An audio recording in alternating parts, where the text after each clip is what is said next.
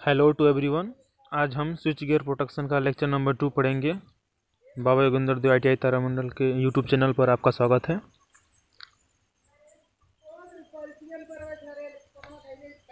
को फॉल्ट के बारे में बताने वाले हैं, जिसमें हम फॉल्ट क्या होता है मैंने बताया, सिमेट्रिकल फॉल्ट होता है और असिमेट्रिकल फॉल्ट, उन दोनों के बारे में पहले हमने चर्चा किया। उसके बाद कौन कौन से फॉल्ट होते हैं, असिमेट्रिकल फॉल्ट और सिमेट्रिकल फॉल्ट।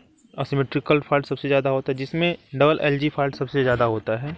और उसके बाद आज के लेक्चर में हम बताते हैं रिएक्टर क्या होता है। रिएक्टर जिससे प्राय किसी भी सर्किट में मतलब करंट को रोकने के लिए इस्तेमाल किया जाता है, अर्थात यह करंट लिमिटिंग डिवाइस है, जिसके द्वारा करंट को हम क्या करते हैं, रोकते हैं। और इसे हमेशा हम सीरीज में प्रयोग करते हैं। क्या करते हैं, इसको हमेशा सीरीज में प्रयोग करते हैं। जैसे कि इसको सीरीज में प्रयोग करने के लिए, जैसे मान लो आप ये इसका कुछ इस तरीके का होता है, ऐसे ऐसे ऐसे ऐसे होता है। इसको हमेशा, और ये हमारे लोड में लगा हुआ सर्किट में, इसको हमेशा इसमें सीरीज में कनेक्ट कर देते हैं, जिससे क्या करता है, ये करंट को लिमिट कर लेता है। करंट को क्या कर लेता है हमारा, ये लिमिट कर लेता है। लिमिट करने का अर्थात यह कि जैसे कि मान लीजिए कि अगर 10 एम्पियर 10 एम्पियर की करंट यहाँ पे है और यहाँ पे भी सपोज करो 10 एम्पियर, इफ़ एनी कंडीशन, अगर हमारा लो फॉल्ट हो जाता है, जिसके कारण क्या होता है, अगर फॉल्ट होता है तो शॉर्ट सर्किट होती है। और शॉर्ट सर्किट होने की वजह से क्या हो जाता है कि आपका शॉर्ट सर्किट होने की वजह से करंट का मान क्या होता है, बढ़ जाता है। करंट के मान के बढ़ जाने से वो सर्किट हमारा जल सकता है। पर सर्किट हमारा जल सकता है, उस कंडीशन में क्या करेंगे हम लोग, सर्किट जल जाएगा, जिसके कारण क्या करते हैं हम लोग, हमारा नुकसान हो सकता है। इससे बचने के लिए क्या करते हैं हम लोग, हम इनको सीरीज रिएक्टर का प्रयोग करते हैं। अब सीरीज रिएक्टर के बारे में ये कुछ और आज बात जाते हैं, जैसे कि लाभ और हानियाँ क्या क्या होती हैं। यह समझ लीजिए कि बहुत ही सस्ता उपकरण होता है। क्या होता है, ये सस्ता उपकरण होता है। और इसमें अपना सर्किट में जो हानियों का प्रभाव नहीं होता है, हानियों का प्रभाव नहीं होता है। इसमें आई स्क्वायर आर जो होता है, इसमें लॉसेस के प्रभाव नहीं पड़ता है, जिसके फलस्वरूप इसको हम यूज करते हैं। इसको हम करंट लिमिटिंग रिएक्टर के भी नाम से जाने जाते हैं। ठीक, अब अगला हम बताते हैं आपको लोकेशन ऑफ रिएक्टर, मतलब इस रिएक्टर का हम उपयोग कहाँ कहाँ पे कर सकते हैं। मतलब इस रिएक्टर का उपयोग हम कहाँ कहाँ कर सकते हैं, इस को जानने के लिए, जैसे मान लीजिए कि ये हमारा अल्टरनेटर है। ठीक, ये हमारा रिएक्टर लग गया, सॉरी एक सेकेंड।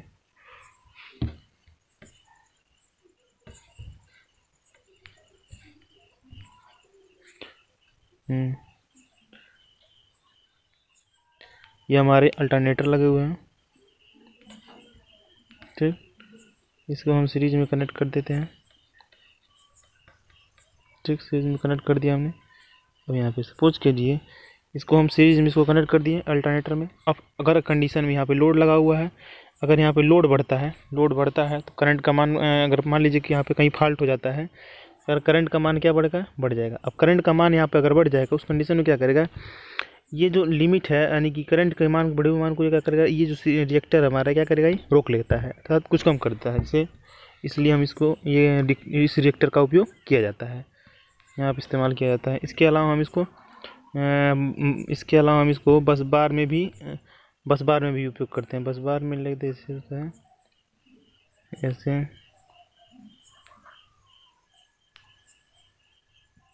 ये हम बस बार में भी इसका उपयोग कर लेते हैं। इसको हम लोग इसको बस बार में भी उपयोग करते हैं। ये कहलाता है हमारा सीरीज रिएक्टर कहलाता है। ठीक, इसको हम क्या कहते हैं, सीरीज रिएक्टर कहते हैं। ठीक, जैसा मैंने बताया आपको, यह सस्ता होता है। अब इसकी हानियों के बारे में बता देता हूँ। जैसा कि आप जानते हैं कि ये हानियों के बारे में, ये हमारा सीरीज रिएक्टर है। ठीक, ये हमारा ऐसा है आर। अब जानते हैं कि ये आर, अगर आर का मान इसमें घट जाता है, इसमें रेजिस्टेंस का मान घट जाता है, तो जो हमारा एक्स का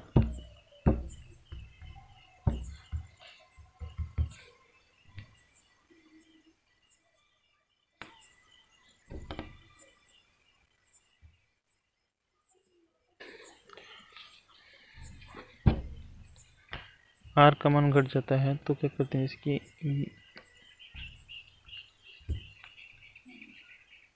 आर, अगर अगर आर का मान घट जाता है तो एक्स का मान क्या होता है, रिएक्टेंस का मान क्या होता है हमारा, बढ़ जाता है। ठीक है, ये इसकी हानियाँ होती हैं कि सर्किट में इस के कारण रिएक्टेंस का मान क्या हो जाता है हमारा, बढ़ जाता है। ठीक है, और ये कितने प्रकार के होते हैं, बेसिकली दो प्रकार के होते हैं। एक होता है हमारा ओपन टाइप रिएक्टर होता है, एक होता है हमारा short oil emerge type reactor होता है। एक होता है हमारा ओपन टाइप, एक होता है हमारा ऑयल इमर्ज टाइप रिएक्टर। तो जो ओपन टाइप होता है, ओपन टाइप रिएक्टर जो होता है, इसको ओपन टाइप, इसको हम 33 kV तक उपयोग करते हैं। कहाँ तक उपयोग करते हैं, 33 kV तक उपयोग करते हैं। ठीक, और जो ऑयल इमर्ज होता है, ऑयल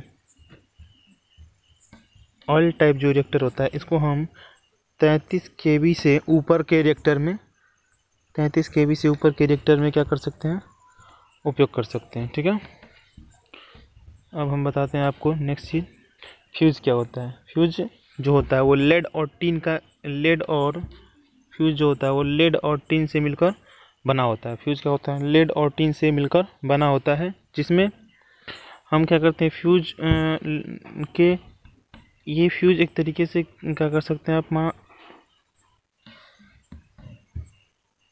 आप देख रहे हैं, ये हमारे आपके घरों में बेसिकली दिख जाता होगा ऐसा फ्यूज, कैसा इस तरीके का फ्यूज आपको दिख जाएगा। इसमें लेड और टिन के परसेंटेज से मिलाकर इसको बनाया जाता है। ठीक, ये फ्यूज वायर क्या करते हैं, फ्यूज वायर से रिवायरेबल नहीं होता है, अर्थात एक बार इसको जल जाने के बाद इसको दोबारा इस्तेमाल नहीं किया सकता। इसमें क्या करते हैं हम लोग, पतले कापर वायर की क्या होती है, कॉन्टैक्ट ये होता है, एक कॉन्टैक्ट ये और एक कॉन्टैक्ट ये। इसमें क्या करते हैं, इन दोनों के बीच में एक पतले कॉपर वायर से कनेक्ट कर देते हैं। ठीक, अगर लोड अधिक बढ़ जाती है, लोड का मान बढ़ जाता है, लोड बढ़ जाने से करंट का मान बढ़ जाता है, करंट के मान बहुत अधिक, करंट के मान के बढ़ जाने से ये जो तार होता है हमारा विच्छेदित हो जाता है, अर्थात जल जाता है, गल जाता है। गल जाने की वजह से हमारा सर्किट क्या होती है, बाधित हो जाती है। ठीक, ये हमारा एक बार उपयोग करने के बाद दोबारा इसे लगाना पड़ता है, इससे प्रॉब्लम होती है। ठीक, अब हमारा फ्यूज़ भी कई प्रकार का होता है। फ्यूज़ में फ्यूज़ भी कई प्रकार का होता है। आप वहाँ पर दिखा रहे हैं आपको, फ्यूज़ जिसे बोलते हैं, जिसे बेसिकली HRC फ्यूज़ यानी कि HRC high rupturing capacity fuse भी कहा जाता है इसको। हाई रप्चरिंग ये हमारा था कार्टिज फ्यूज़ होता है, ये कार्टिज फ्यूज़ होता है। ठीक, यहाँ पे ये हमारा कार्टिज फ्यूज़, ये हमारे जो लगे हुए हैं ये बेसिकली रिएक्टर्स होते हैं। ये हमारे क्या हैं, रिएक्टर्स लगे होते हैं। क्या हमारे रिएक्टर्स हैं, जो हमेशा इसको सीरीज में लगाया जाता है। जो करंट लिमिटिंग है, बड़े बड़े जगह भी लगाया जाता है, जैसे ट्रांसमिशन टावर्स होते हैं, या फिर डिस्ट्रीब्यूशन पावर, जो हर जगह जहाँ पे करंट को लिमिट करना होता है, जिससे कि हमारे उपकरण में कोई कम जले ना, उससे बचाव हो, तो हम इस रिएक्टर का इस्तेमाल करते हैं। इसे बोलते हैं हम लोग करंट लिमिटिंग रिएक्टर भी कहते हैं। क्या बोलते हैं इसको, करंट लिमिटिंग रिएक्टर कहते हैं। आप लोग समझ रहे होंगे। अब circuit breaker and relay. Circuit breaker क्या होता है, कुछ नहीं होता है सर्किट ब्रेकर, जैसे कि ये सर्किट ब्रेकर में ये हमारा दो कांटेक्ट होता है, तो ये दोनों कांटेक्ट आपस में टच होते हैं, आपको समझ में, ये दोनों कांटेक्ट आपस में टच होते हैं। इसमें क्या होता है कि अगर करंट का मान बढ़ता है, यहाँ पे करंट का मान सपोज करो I = 10 ampere, 10 ampere current flow कर रही है इसमें। ठीक, अगर किसी कारण वजह से फॉल्ट हो जाता है, इस फॉल्ट होने की वजह से क्या होता है कि इसमें करंट का मान बढ़ जाता है, 20 एम्पियर हो सकता है, 30 एम्पियर हो सकता है, 40 एम्पियर, कुछ भी करंट अधिक मान हो सकता है। इस अवस्था में हम क्या करते हैं कि ये जो कांटेक्ट होता है हमारा, ये कांटेक्ट जो होता है, इस अवस्था में क्या करते हैं, दूर दूर हो जाता है।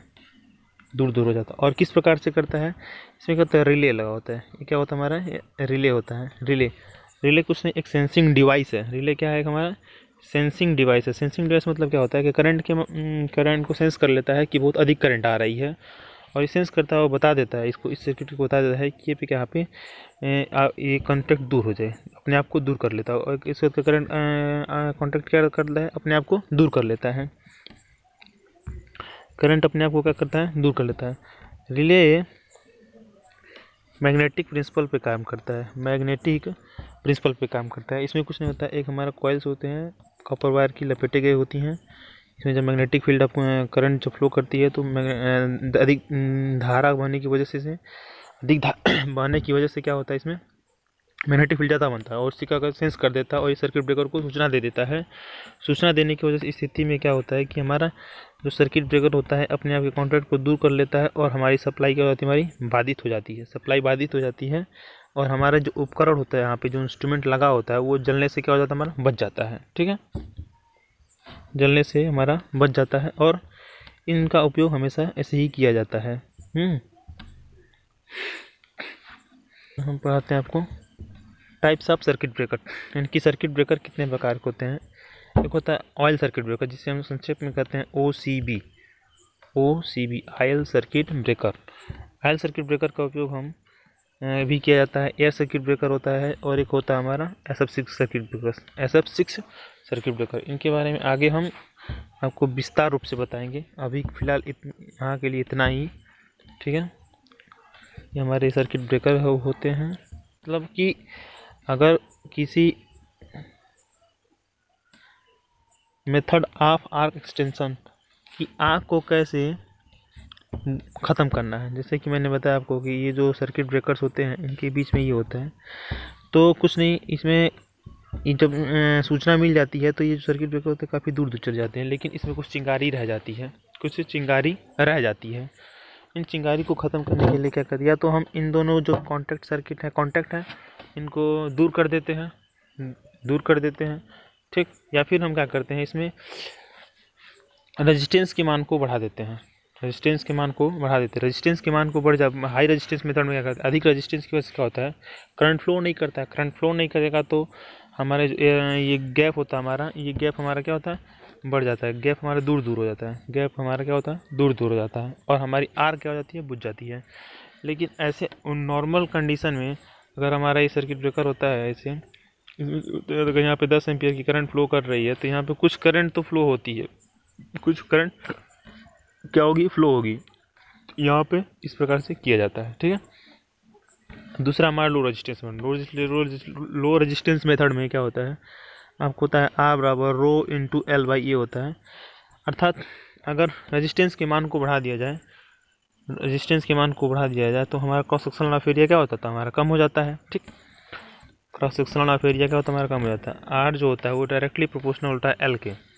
इट मीन्स क्या होता है कि अगर लंबाई बढ़ गई तो हमारा रेजिस्टेंस भी क्या होगा, बढ़ेगा। ठीक, और जो R होता है वो डायरेक्ट इनवर्सली प्रोपोर्शनल होता है एरिया के। क्या होता है, हमारा एरिया के इनवर्सली प्रोपोर्शनल होता है। इट मीन्स अगर रेजिस्टेंस के मान इनवर्सली प्रोपोर्शनल होता है हमारा एरिया का, अगर रेजिस्टेंस बढ़ता है तो ये क्या होता है, हमारा एरिया क्या हो जाती है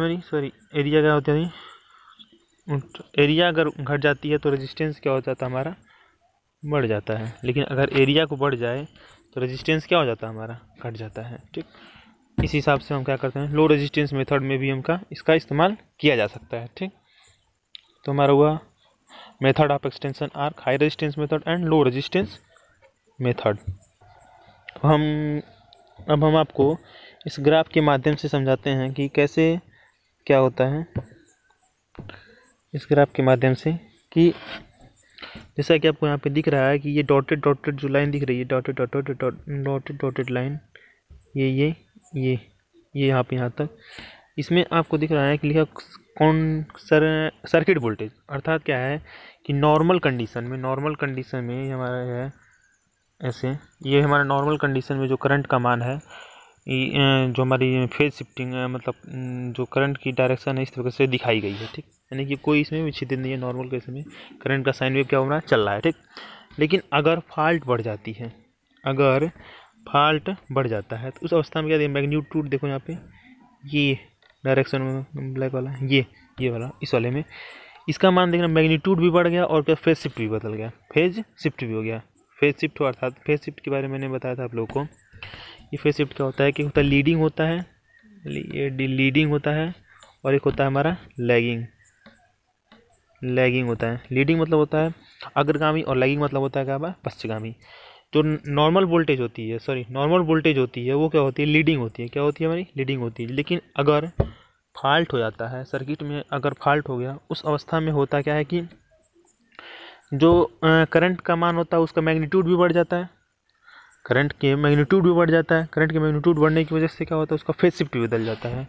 करंट के मान बढ़ने से इसका फेज शिफ्ट भी बदल जाता है। जैसे कि आपको दिख रहा है यही हमारा क्या हो गया, पश्चिमगामी हो गया, पीछे हो गया, ये हमारा क्या अग्रगामी हो गया है, लेकिन यहाँ पे क्या हमारा पीछे हो गया, और इस प्रकार से इससे हमारा ये चलता रहता है। ठीक, अब क्या होता है कि अगला होता है हमारा आर्क वोल्टेज। ये आर्क वोल्टेज क्या होता है, आर्क वोल्टेज में ये देखिए यहाँ पे ऐसे चल रहा है ना आर्क वोल्टेज, ये क्या हमारा आर्क वोल्टेज। ठीक, आर्क वोल्टेज क्या है कि बेसिकली कह सकते हैं कि हमारा जो आर्क, ये मैंने बताया था, ये ऐसे यहाँ पे कि यहाँ पे करंट है, यहाँ पे करंट जा रही है, तो जो इसमें आर्क लगी हुई है, तो अगर ये जो हमारा दो कांटेक्ट होते हैं, इन दोनों कांटेक्टों के बीच की दूरी जैसे जैसे बढ़ती जाती है, आर्क का मान क्या हो जाता है हमारा, आर्क का मान क्या होता है हमारा, कम होता है, आर्क कम हो जाती है, अर्थात जो चिंगारी होती है बेसिकली इसमें उसको क्या जाती है, कम हो जाती है, जिसके कम होने की वजह से हमारा आगे बढ़ जाता है। ठीक है, और ये चिंगारी ख़त्म हो जाती है, इसीलिए यहाँ पे धीरे धीरे देख रहे हैं आप कि बढ़ रहा है, और एक कंडीशन अवस्था आ रही है कि धीरे धीरे हमारा कम होता चला जा रहा है। ये क्या कहलाता है, हमारा आर्क वोल्टेज कहलाता है। उस चिंगारी की वजह से जैसे ही एयर गैप लेंथ बढ़ा दिया हमने, दोनों कॉन्टैक्टों के बीच की दूरी बढ़ा दिए, तो उस समय ख़त्म हो जाता है। अब एक नेक्स्ट और पॉइंट लिखा हुआ है, रिस्ट्राइकिंग वोल्टेज क्या होता है। रिस्ट्राइकिंग वोल्टेज को समझने के लिए यहाँ पे देखिए, इस यहाँ पे एक स्थिर अवस्था है, उसके बाद ये हमारी कुछ भी हो सकती है। रिस्ट्राइकिंग वोल्टेज क्या हो सकती है, कुछ भी हो सकती है, 100 हो सकती है, 50 हो सकती है, 60 हो सकती है, 70, 100, 80, 90 कुछ भी हो सकती है।